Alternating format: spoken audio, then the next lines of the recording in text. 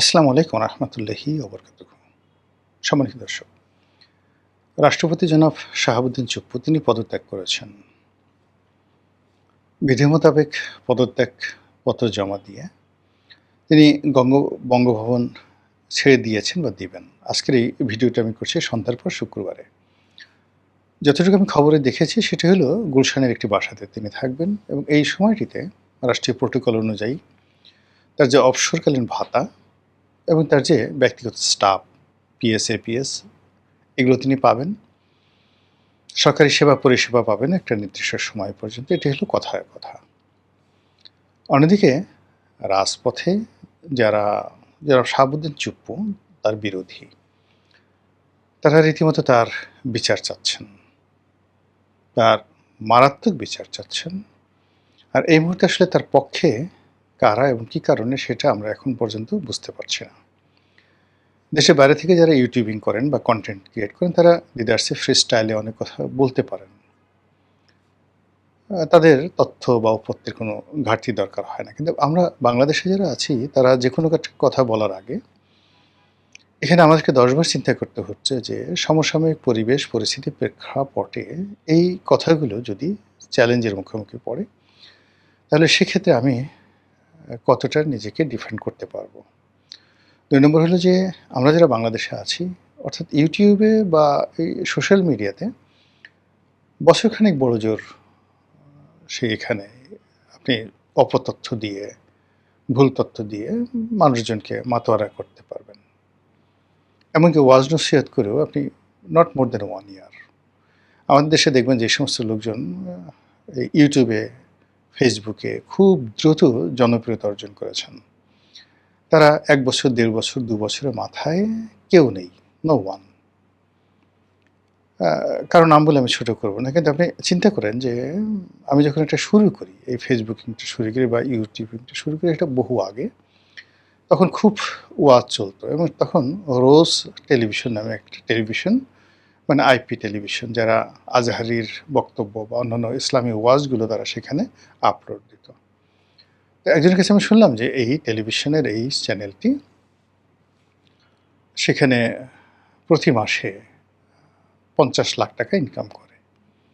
আপনি এখন দেখুন তো রোজ টেলিভিশন বা রোজ টিভি এরকম কোনো আছে কিনা? এরপর দেখলাম যে অনেকগুলো মাছের ব্লগ করে, তার গ্রামে রান্নার ব্লগ করে। তারপর আরেকটা মেয়ে আছে ফারজানাজ ড্রয়িং।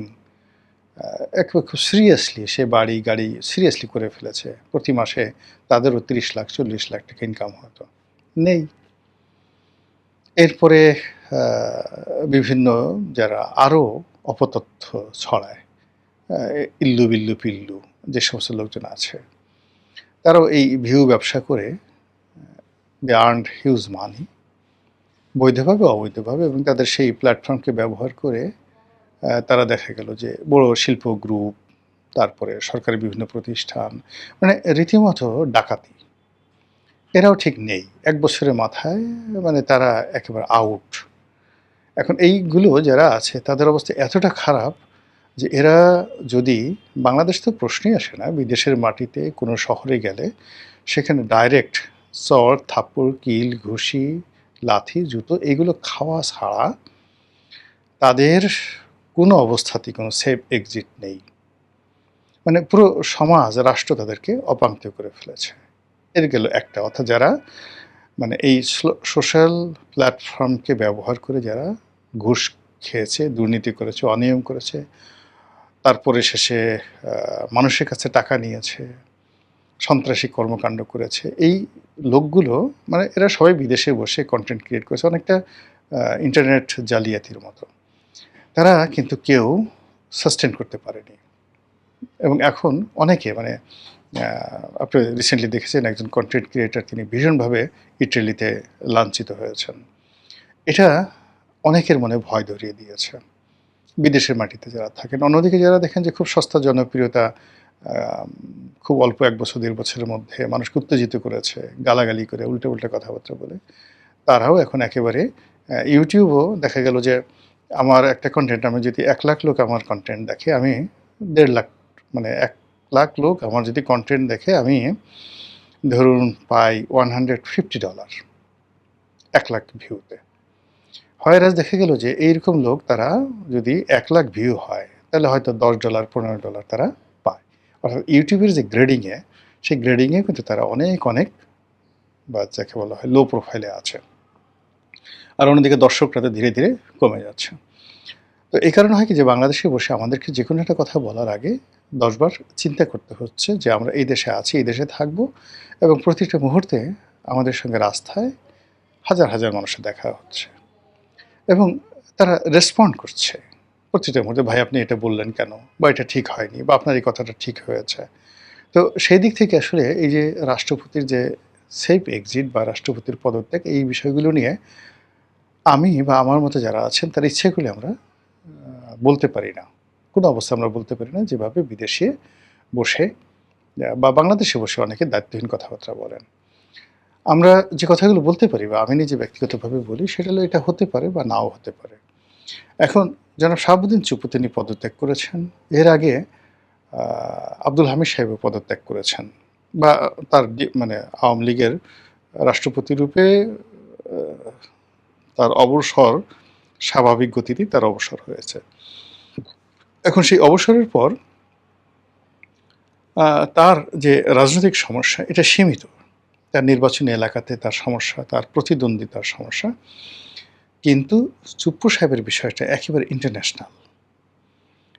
মানে বাংলাদেশের ক্ষেত্রে ইন্টারন্যাশনাল, আবার চুপ্পু সাহেবের ক্ষেত্রে ইন্টারন্যাশনাল। যেমন ধরুন তার সঙ্গে আওয়ামী লীগের একটা সম্পর্ক এবং তিনি যখন গদিতে বসে আছেন ঠিক সেই সময়টাতে শেখ হাসিনা পলায়ন করলেন। এজন্য তার যে প্রথম ট্যাগ তিনি শেখ হাসিনার দোসর। ২ নম্বর হলো আওয়ামী লীগের কোনো লোক কিন্তু তাকে ওন করছে না। এর কারণ হলো যে প্রক্রিয়াতে, যে অবস্থাতে তাকে রাষ্ট্রপতি পদে মনোনয়ন দেওয়া হয়েছিল, নিয়োগ দেওয়া হয়েছিল, এক্ষেত্রে শুধুমাত্র শেখ হাসিনা বলতে পারবেন তিনি কেন তাকে দিয়েছিলেন, কী কারণে দিয়েছিলেন। বাকি আওয়ামী লীগের সব শীর্ষ নেতৃবৃন্দ, মানে তিনি ছিলেন, জনাব চুপ্পু ছিলেন তাদের চক্ষুশূল। ফলে এই যে তার যে বিপদের সময় এখন সিঙ্গেল একজন আওয়ামী লীগ লোককে পাবেন না তার পাশে দাঁড়াতে, দেশে এবং দেশের বাইরে। এটা হলো তার একটা প্রথম প্রবলেম, যে তার কোনো ওনারশিপ নেই। দ্বিতীয়ত হলো যে এই গত 2 বছরে he tried his level best to comply with everybody. তিনি কিন্তু ডক্টর মোহাম্মদ ইউনূসের সাথে কমপ্লাই করার চেষ্টা করেছেন। তিনি সেনাপ্রধান জেনারেল ওয়াকারুজ্জামানের সাথে কমপ্লাই করেছেন। তারেক রহমান সাহেবের সঙ্গে তিনি কমপ্লাই করার চেষ্টা করেছেন। কিন্তু কেউ তাকে ওন করেনি। কেউ তার সম্মানজনক যে বিদায়টি, সেই সম্মানজনক বিদায়টি নিশ্চিত করেনি। যেমন এটা তো তিনি মনে প্রাণে ধরে নিয়েছিলেন যে এই বিএনপি সরকার ক্ষমতা আসার সঙ্গে সঙ্গেই তিনি চলে যাবেন বা তাকে বললেই তিনি চলে যাবেন। কিন্তু বিএনপি কৌশলগত কারণে তাকে রেখে দিয়েছে। কিন্তু যখন বিএনপির সন্দেহ হয়েছে কিংবা বিএনপিতে তার প্রয়োজন ফুরিয়ে গেছে বা যে কোনো কারণে বিএনপি তাকে নিরাপদ মনে করছে না, সঙ্গে সঙ্গে এত দ্রুততার সঙ্গে তাকে বাদ দিয়ে দেওয়া হলো যে তিনি একটা যে চোখ মুদবেন বা একটা ট্রু শব্দ করবেন সেই সুযোগটা পর্যন্ত তার হলো না। আচ্ছা, এখন তিনি অফিস হারিয়েছেন, পদ হারিয়েছেন, ক্ষমতা হারিয়েছেন, রাষ্ট্রীয় প্রোটোকল হারিয়েছেন। এখন তার অবস্থা কী হবে? তিনি কি সেফ এক্সিট পাবেন? অর্থাৎ বাংলাদেশ থেকে বিদেশে তিনি চলে যেতে পারবেন? তারেক রহমান সাহেব বা বিএনপি সরকারকে তাকে সেই সুযোগটা দিবে?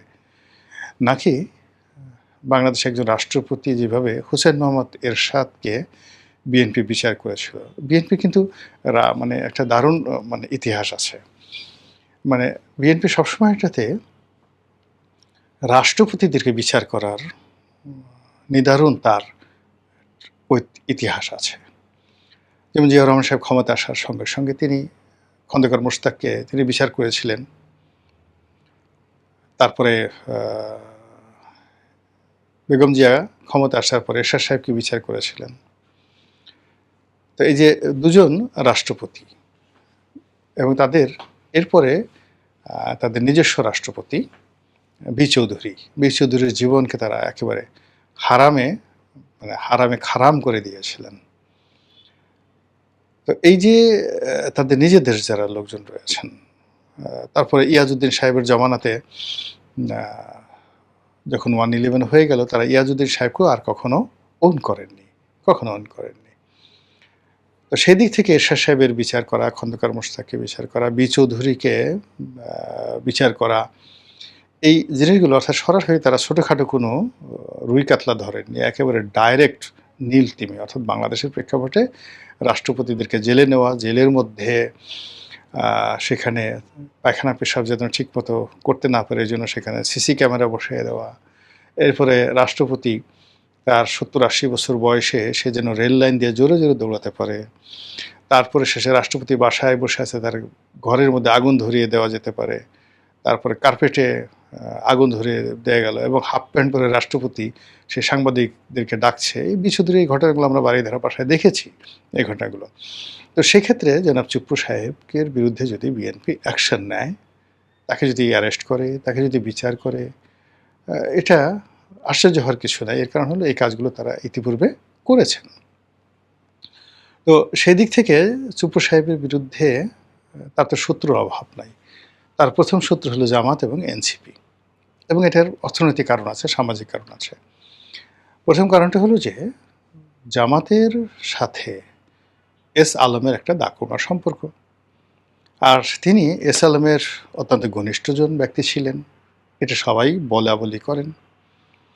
আর এস আলম এখানে